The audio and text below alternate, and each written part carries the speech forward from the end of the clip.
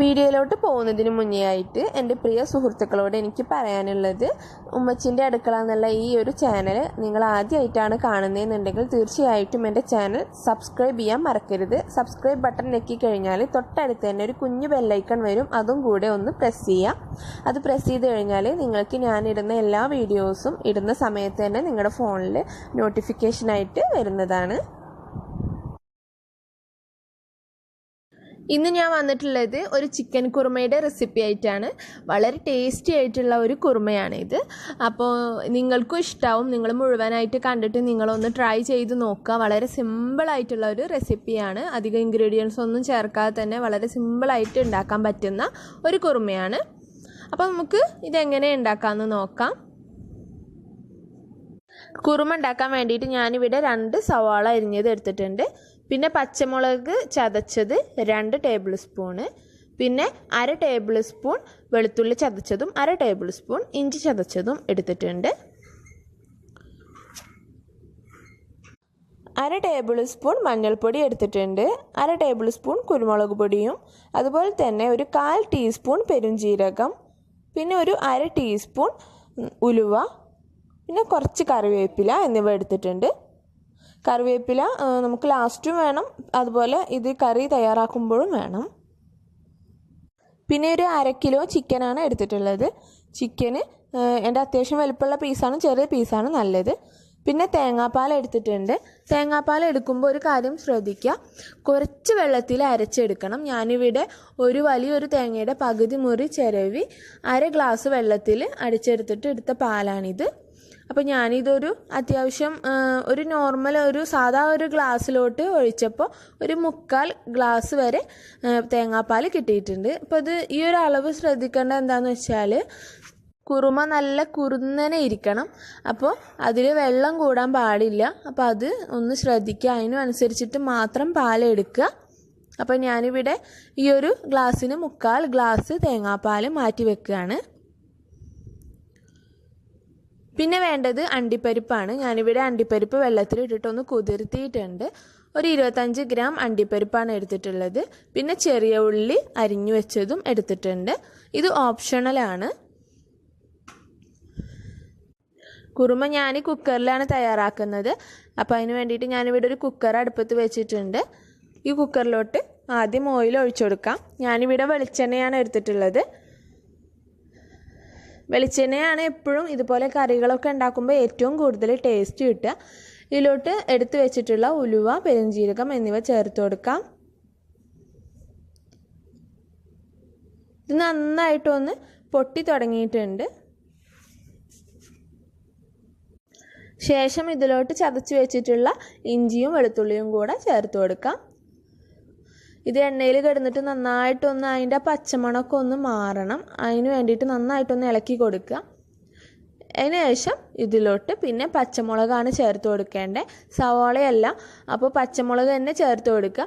എന്നിട്ട് നന്നായിട്ട് അതും കൂടെ വാടിയിട്ട് സവാള ഇടാൻ പാടുള്ളൂ. അപ്പോൾ ഞാനിവിടെ ഒരു 8 പച്ചമുളക് വരെ നന്നായിട്ട് ചതച്ചിട്ടാണ് ഈ ഒരു 2 ടേബിൾ സ്പൂൺ പച്ചമുളക് കിട്ടിയിട്ടുള്ളത്. നമ്മളിതിൽ മുളക് പൊടി ഒന്നും ചേർക്കുന്നില്ല. അപ്പോൾ അത്യാവശ്യം പച്ചമുളക് ആവശ്യമാണ്. പിന്നെ കുറച്ച് കറിവേപ്പില ഇട്ട് കൊടുക്കാം. ലാസ്റ്റ് തൂമിക്കുമ്പോൾ കുറച്ച് കറിവേപ്പില ആവശ്യമാണ്. അപ്പോൾ ഇതിന് വേണ്ടിയിട്ട് വേറെ കുറച്ച് കറിവേപ്പില ഞാൻ മാറ്റി വെച്ചിട്ടുണ്ട്. ഇതിലോട്ട് സവാള ഇട്ട് കൊടുക്കാം. അപ്പോൾ സവാള അരിയുമ്പോൾ നന്നായിട്ട് കനലിയാണ്ട് അരിഞ്ഞു കഴിഞ്ഞാൽ പെട്ടെന്ന് തന്നെ വാടി കിട്ടും. പിന്നെ ഹൈ ഫ്ലെയിമിലിട്ടിട്ടാണ് വാട്ടിയെടുക്കുന്നതെന്നുണ്ടെങ്കിൽ നന്നായിട്ട് ഇളക്കി കൊടുത്തോണ്ടേ ഇരുന്ന് കഴിഞ്ഞാൽ പെട്ടെന്ന് വാടി കിട്ടും. ലോ ഫ്ലെയിമിലാണെങ്കിൽ പിന്നെ ഇടയ്ക്കിടയ്ക്ക് ഇളക്കി കൊടുത്ത് അങ്ങനെ റെഡിയാക്കി എടുത്താൽ മതി. പെട്ടെന്ന് വാടി കിട്ടാൻ വേണ്ടിയിട്ട് കുറച്ച് ഉപ്പ് ചേർത്ത് കൊടുക്കുക. ഇതേപോലെ നന്നായിട്ട് ഉള്ളി വാട്ടിയെടുക്കുക. ഇങ്ങനെ വാടിക്കഴിയുമ്പോൾ ഇതിലോട്ട് മഞ്ഞൾപ്പൊടിയും കുരുമുളക് പൊടിയും ചേർത്ത് കൊടുക്കുക. പച്ചമുളകിന് പുറമേ ഇതിൽ എരിവിന് വേണ്ടിയിട്ട് കുരുമുളക് പൊടി മാത്രമേ ഇട്ടിട്ടുള്ളൂ. പിന്നെ മുളക് പൊടി മല്ലിപ്പൊടി ഒന്നും ഇതിൽ ചേർക്കൂല. അപ്പോൾ അത്യാവശ്യം കളർ കിട്ടണമെന്നുണ്ടെങ്കിൽ 1/2 ടേബിൾ സ്പൂൺ മഞ്ഞൾപ്പൊടി തന്നെ ചേർക്കണം.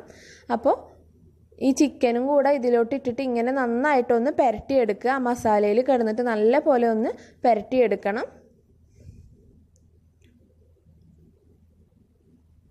ഞാനിതിൽ വെള്ളമൊന്നും ഒഴിക്കാണ്ട് നന്നായിട്ട് ഇതൊന്ന് കുക്ക് ചെയ്തെടുത്തിട്ടുണ്ട്.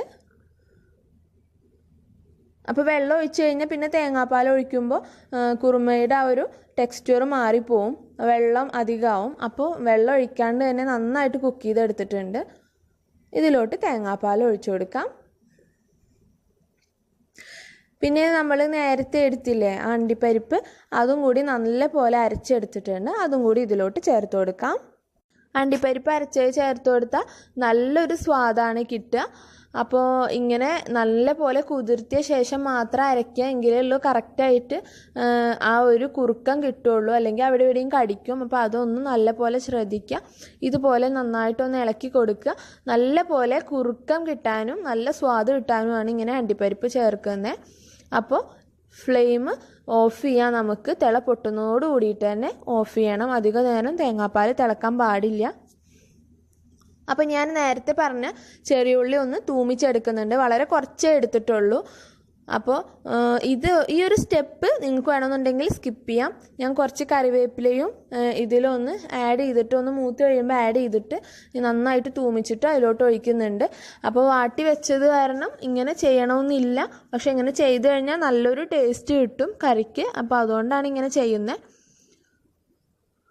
അപ്പോൾ കുറുമ ഇവിടെ റെഡി ആയിട്ടുണ്ട്. ഇത് ഇനി ചൂടൊക്കെ ജസ്റ്റ് ഒന്ന് ആറുമ്പോഴത്തേനും നല്ല കുറുകി കിട്ടും. അപ്പോൾ ഞാനിതൊരു ബൗളിലോട്ട് മാറ്റുകയാണ്. ചിക്കൻ കുറുമ ഇടുമെന്ന് ആരോ എന്നോട് പറയും കൂടെ ചെയ്തിട്ടുണ്ടായിരുന്നു. അതും കൂടെ പരിഗണിച്ചിട്ടാണ് ഇങ്ങനെ ചെയ്തിട്ടുള്ളത്. വളരെ സിമ്പിളായിട്ടുള്ള ടേസ്റ്റി ആയിട്ടുള്ള ഈ ഒരു കുറുമയുടെ റെസിപ്പി നിങ്ങൾക്ക് ഇഷ്ടമായി കാണുമെന്ന് വിശ്വസിക്കുന്നു. ഇഷ്ടമായിട്ടുണ്ടെങ്കിൽ തീർച്ചയായിട്ടും ലൈക്ക് ചെയ്യാൻ മറക്കരുത്, മറ്റുള്ളവർക്ക് ഷെയർ ചെയ്യാൻ മറക്കരുത്. നല്ല നല്ല കമൻസുകളും കൂടെ പ്രതീക്ഷിക്കുന്നു. അതോടൊപ്പം തന്നെ ഇതുവരെ എൻ്റെ ചാനൽ സബ്സ്ക്രൈബ് ചെയ്യാത്തവരുണ്ടെങ്കിൽ തീർച്ചയായിട്ടും ചാനൽ സബ്സ്ക്രൈബ് ചെയ്യാൻ മറക്കരുത്. അപ്പോൾ നമുക്ക് അടുത്ത വീഡിയോ ആയിട്ട് കാണാം. താങ്ക്